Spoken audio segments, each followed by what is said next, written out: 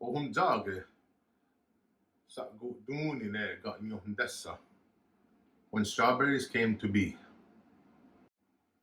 There were two children who really loved each other. They were brother and sister. The boy was learning how to shoot a straight arrow, and his sister was collecting clamshells along the shore. One day, the brother and sister had a big fight over a very little thing. They were so mad at one another that they decided to go their separate ways. She went towards sunrise, and her brother went towards sunset. The sun stretched himself until he was able to touch the earth. Then he turned himself into a man.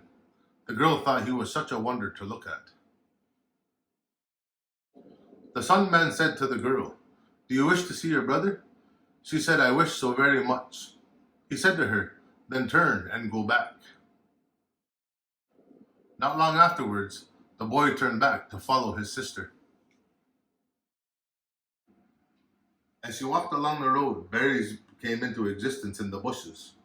She passed right by them, although she was very hungry. Then she saw something wonderful. It was a big, juicy strawberries. She started to pick them, all the time thinking she would give them to her brother. As she was picking, she happened to look up, and who of all people was standing there but her brother? She felt such joy. The young girl offered her strawberries to her brother.